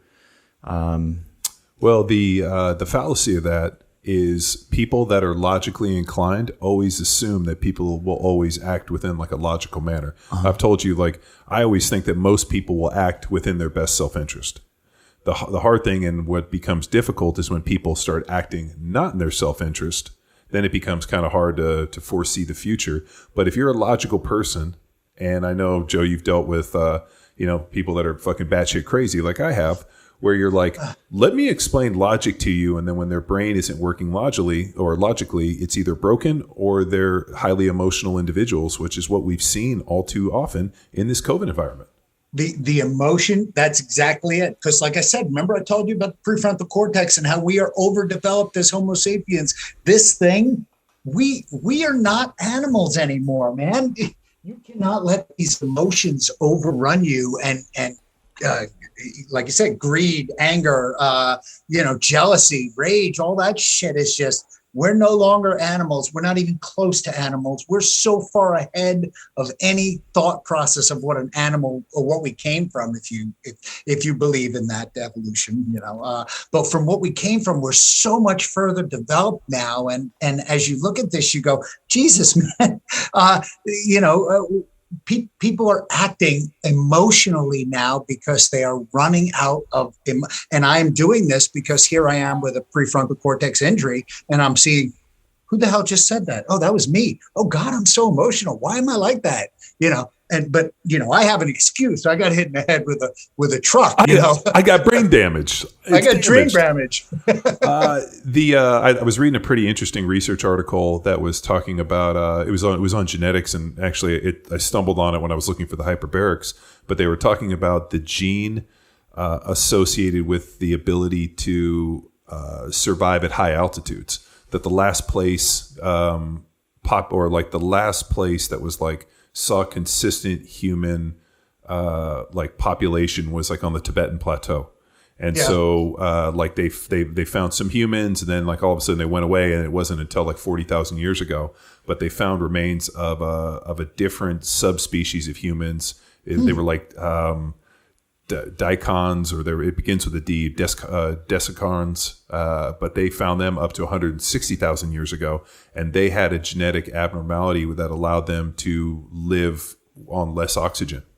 And then there was an interbreeding, and now all of a sudden, then that's when they saw the population, and so they were able to go and do some genetic testing on the people that are still within that, and then look at bones and a whole deal, and they actually found some remains of this other offshoot. It's really fascinating if you look at all the different kind of hominid offshoots.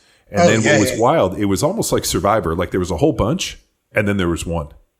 And like and it's like Homo erectus, Homo sapiens, and then it was weird. There was all of these, and then it converged into like one or two. And the they always go by like, why were they extinct? I think that they just assimilated. I think they were probably like humans, we were probably smarter, and we were like, wow, those Neanderthal chicks are hotter. Let's get them, So the interesting part is I think that we actually ate them. I think that's where cannibalism came from, is that you can eat something that is like Homo erectus. You could eat Homo erectus if you're Homo sapien, that's doable, but you can't eat Homo sapien if you're Homo sapien. So that was I thought you could eat them as long as you didn't eat the brain, because eating human brain causes something. But I think you can digest the flesh.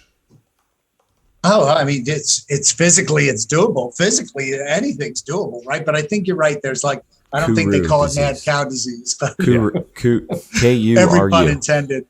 Yeah, there's, so you think that they just got consumed?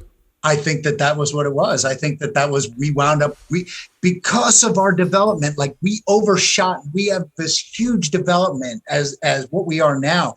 We became these super freaking humans compared to what we were. And it was just like, we crushed them. We literally crushed that's from do you remember Clan of the Cave Bear? Do you remember with Daryl Hannah and the book, if you read it, but it was also a movie. You remember she was like the Neanderthals had the big foreheads and the memories. So they couldn't learn. They were just born with memories. And then she was the Homo sapien, and she's trying to like the highest they could count was 5. And you remember she starts counting and their eyes like fucking and their heads explode. But the interesting thing is if they all the Neanderthal skulls they find all have huge gashes in the skull. They all died violent deaths. So what they theorized was that they weren't skilled enough or they didn't understand hunting. So they tried to bum rush and fucking beat animals to death with their arms or punch and fight them. And then they just ended up getting fucking murdered. So all the Neanderthal skulls have these huge gashes in the skulls. That's interesting. Or the other Neanderthals decided to take them out, Yeah. So either they took themselves out or we helped them take themselves out because we're just more cunning. And, but like I said, we're such a farly developed species. We're further ahead than we ever were. I mean, well, I guess if you're looking in the family, it's the genus, right? So the genus of our group, we're so much more developed than any of the other previous genus that, oh boy. But yeah, I think that we proved that humans could eat humans pretty well when that airplane crashed. Yeah. And, Well, the like in the Donner Party, they also did that one. Yeah. Which is, they always kind of paint it like, oh, these people died, they were frozen, people started eating them. I'm like, no, they killed them and ate them. Yeah, like let's be fucking honest on this. Do you think that the other thing, and I take a notepad into the Hyperbarics, and I just basically like write down weird thoughts I have. Yeah, by the way, I'm going to choke you because you're not supposed to be taking anything in that you weren't born with, but that's okay. Okay. Well, I take a pen or a piece of paper and a pencil. But the interesting piece is, do you think there's some contributing factor to like air quality? Do you believe that the air, we've talked about like methane, like, in different, thousands of years ago, like the methane load was much higher. So therefore flora and fauna was bigger. Do you think that like the air quality is greatly diminished? And maybe that's causing some of the problems because the air is not as pure. Because, we're talking about huffing basically pure oxygen is like a benefit. All I'm wondering is that maybe the air is polluted. So maybe that's a contributing factor. So maybe that's why we're seeing it. Why we're seeing what? The benefits for the hyperbarics? Oh, benefits for hyperbarics. I don't know. It might have something to do with the CO2 rich environment, a little more carbon dioxide, because carbon dioxide bonds more readily to hemoglobin than oxygen does. So you reduce the oxygen carrying capacity of hemoglobin by displacing it on the 4 seats on the bus, so maybe it's one of those like, oh yeah, it could be the particulates that are in the air and could very well be dependent upon where you live, even worse. So yeah, the answer is, I don't know, but sure. It sounds good. I mean, look, there's a reason why we go around and we collect these things called gorgonians. Gorgonians are sea fans, and they have this great capacity to live anywhere, in deep depths, in shallow water, hot, cold, CO2-rich environment, O2-rich environment. They can live and adjust to be anywhere. If we could only study and be like them, like you said, those the tribe that was able to exist above certain 1,000 feet on the plateau, the Tibetan plateau. I mean, personally, I think that those would have survived better than dying off. I would have thought that was a good trait, because even when you come back down to normal altitude, if your compensatory mechanisms have created more hemoglobin, then when you get down to regular altitude, you are a superstar. All of a sudden, you have the capacity to run fast, stay hard, go long. The only thing we had Mike Matthews on the podcast. We're supposed to try to get him back on, but he made a really interesting point once about humans being really good at violence, and he was like, basically like probably one of the most violent things to ever walk on, and people, grizzly bears, like humanity. And the one thing that's pretty interesting when you look at like this different group, like they here was this alternate leg of Homo something. And it began with a D, and it's totally fucking escaping me. But they found remains for 160,000 years, and they were adapted to live at this environment. And then all of a sudden, humans show up, and then they fucking disappear and get assimilated, and they still find these other pieces. I'm wondering if all these groups were just trying to get away from fucking Homo sapiens because of like something within the violent nature, or like you said, maybe we're just way more intelligent and way more cunning, which just allowed us to fucking kill everybody. Yep. So, yeah, I mean, did we assimilate them, or did we just go Genghis Khan and just fucking rode them all into the dirt?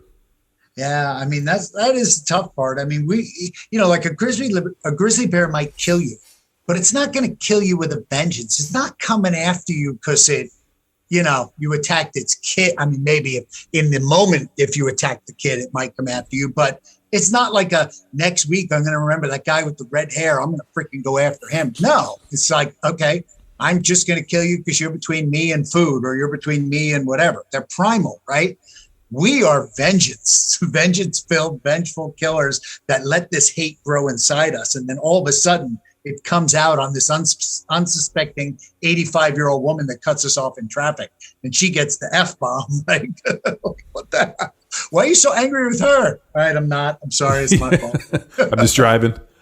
Man, it's there. I mean, man, and I know there's no answers to any of this stuff, but like the idea of like there has to be some evolutionary reason why at these different depths this effect happens.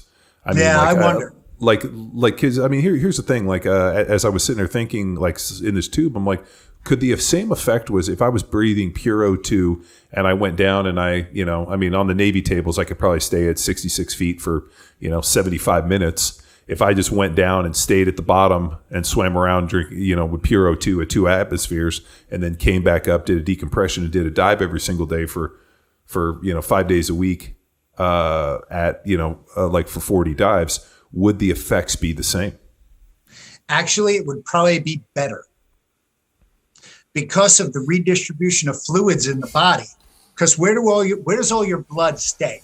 Your blood stays due to gravity in the lower part of the body, right? And regardless what you do, you're in gravity. So it's pooling, right? So it pools in the lower part of the body and it doesn't distribute really evenly. But if you're in a 0G environment like the water or like space, where you're in this constant, you redistribute that fluid throughout your body. Now that fluid, because you're running around here dehydrated, most people run around here dehydrated, and but the more hydration you have, the better distribution of fluids that you have, the better all of your other stuff winds up working. So like when you go up into space or when you go underwater, I believe that the redistribution of fluid is helping you at that point every day. So it's absolutely exactly the same, only better. If you were to dive at 100 feet or at 60 feet on pure O2. Here's the problem. Oxygen is toxic. And when you move around and you increase your metabolism, because remember, you're not just laying there like you are in a chamber doing absolutely nothing. You're moving around, kicking, you're increasing it's all about perfusion, right? So you're increasing the blood flow in your body. And as you increase the blood flow in your body, you probably increase the likelihood of central nervous system oxygen toxicity, which in the chamber isn't going to give you a problem, but in the water, it's going to kill you dead because you're going to drown from, breathing in water. It's not the seizure that killed you. It's not the oxygen seizure that killed you. It's the breathing in the water after you're done with the tonic-clonic phase, right?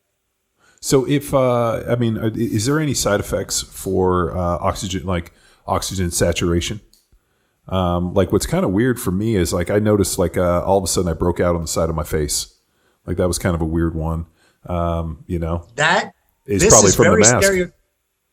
Very stereotypically from the mask. Yeah. Yep. Right there. All of a sudden it broke out. So, but is there the other one I noticed was all of a sudden like by day 5, it almost feels like I lose my voice. Molecules, you're breathing a more dense breathing media. How much are you talking during it? Nothing. Other than nothing. I'm just singing to myself, humming. So then the only other thing that I could think is that the gas it's very, very dry, but short of that, it really shouldn't be an issue. Like I use liquid oxygen here. So my stuff is really moist, moister, more moist, whatever. But the gaseous oxygen tends to be a little bit more dry, and therefore you could get a dry, scratchy cough, but nothing. But and you see where I'm going with this. I'm just wondering. I'm like, God, there's got to be some evolutionary reason where like either the gravity was different, or maybe like our perception of gravity was different, because obviously as you go down, gravity's decreased underwater, but pressure increases. So is it something within our environment where now all of a sudden like the gravity and the pressures at sea level are and this is what I said as I lay there for 90 minutes thinking, I'm like, there's got to be an evolutionary reason that this is happening. And more importantly, how the fuck in the guy in 1654 did he figure out how to make a fucking chamber out of iron and fucking do this? Because didn't he do the deal with like the pigs, and was that in 1654 or was that in the 50s? 1664, 1950 something was life without blood. But 1664 was the first hyperbaric chamber. And what was that guy? And he was using it for like stomach ailments? Henshaw, he was using it for digestive problems. And I think he called it like a domicilium or something. How the fuck did he do that? Yep, domicilium.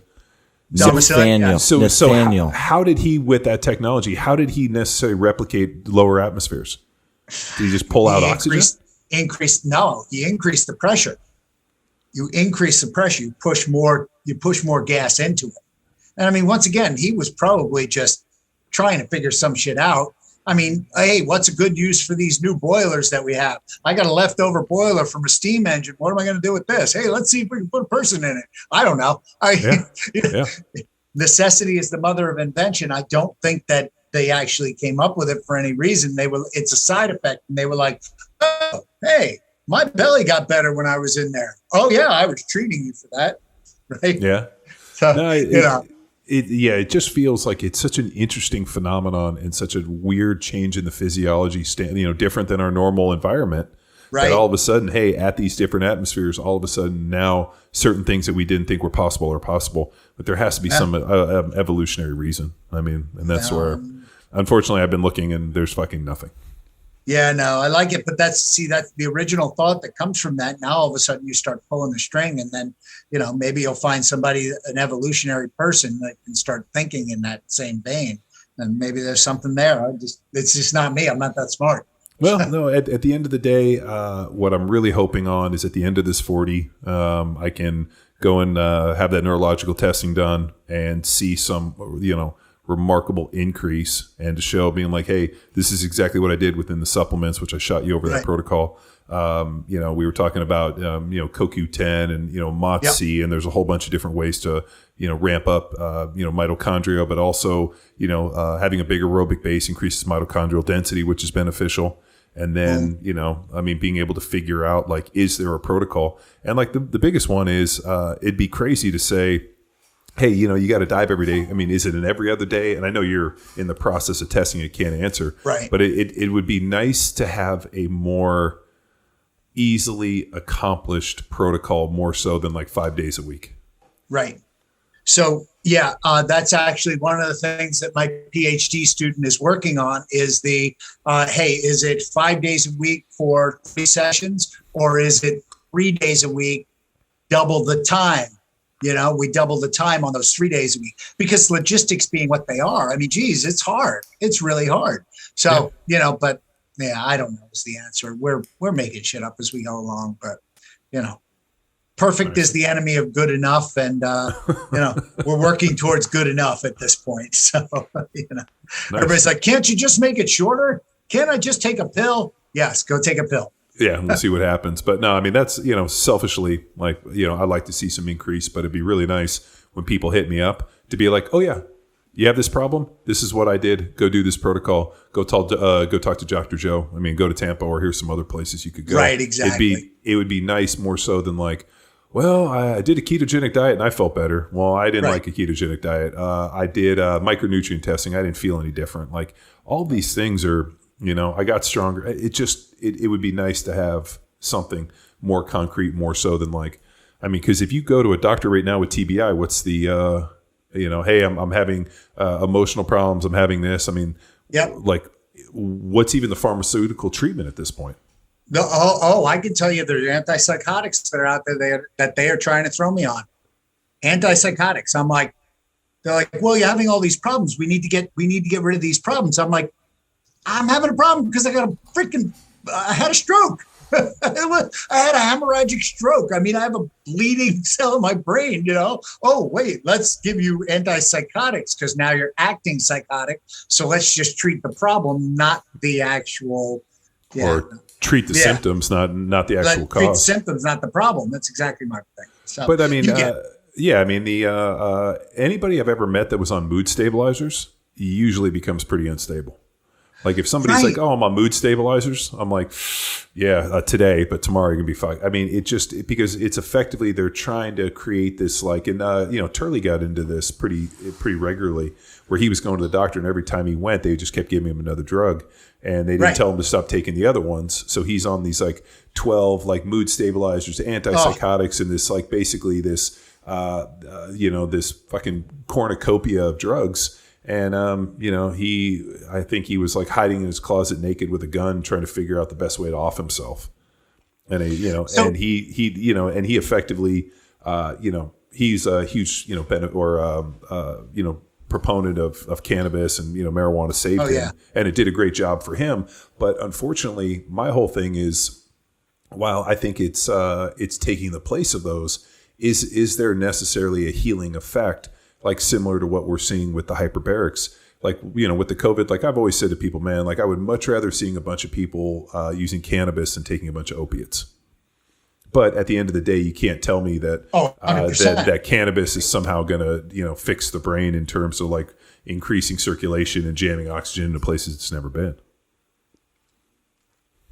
Yeah, I don't think that that's a thing for cannabis. But so interesting that you said that about the psychiatrists and psychologists and the way that they treat things, right? So these people are the problem with the clinical demonstration project that I've been working with at the VA hospital here is that the psychologists and psychiatrists are the gatekeepers before they come to hyperbarics.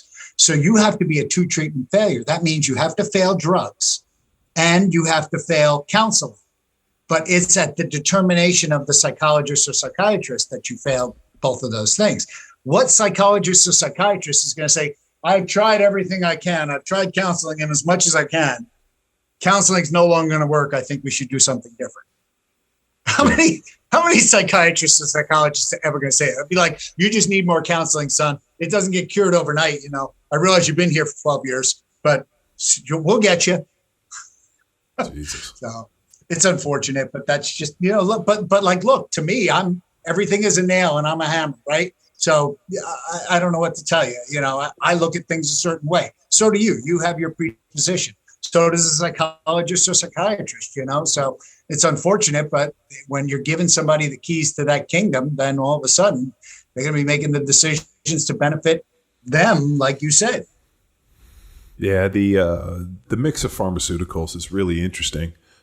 Just because they're constantly searching, and to the point where I've dealt with this with some of the clients, but also talking to Kyle, they were always talking about the right amounts, and we got to find the right combination that helps you be normal. Right. And I remember being like, well, first of all, what's fucking normal, and who's deciding this? And anxiety and all the other stuff, and then you look at and Kyle was pretty hilarious because he started reading me the side effects of all the drugs. He's like, okay, this one's supposed to do this, but here's the 47 side effects, and here's all the drugs that they're giving you to combat those side effects that have these side effects. And as I'm like going through, and I'm like, I don't even know what the fuck these things are. And he's like, nobody does. And exactly. Like the clinical testing and the efficacy of these things, like who knows? And like every one of them is like, and side effect is suicide. You're like, oh fuck, unless you get the right combination. Are you kidding me? How is that really a thing? Yeah, no, I mean, I think we have to do better. And I think part of this thing, and at least for me, is, because, kids get fucked up. Players are fucked up. The fact that Demaryius Thomas, 33 years old, having a stroke like that, like how many strokes was he having? Yeah, seizures rather, not stroke. But how many seizures was he having? Was he being treated for these seizures? What was he doing? How are they helping him? Healthy 33-year-old guys just don't die like that. And if they do, it's a bigger fucking problem we need to deal with. Yep, we agree. So, anything else, Tex? No, Dr. Joe, where can they find you, man? On the line. Yeah, hit me on Instagram at Dr. Deep Sea, or then Facebook.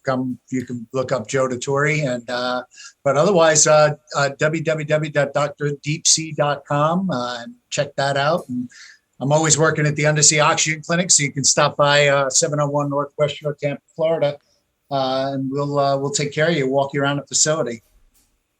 Sweet. Maybe cool. You need to get your heart rate up. Mons Venus is just down the road. Let's go to Tampa. Tampa. Oh, you guys are hilarious. I love it. Awesome. Well, thanks, Joe. I really appreciate you tuning in to another episode of Power Athlete Radio. Thank you. Love you guys. Love you too. Bye. Thanks, man.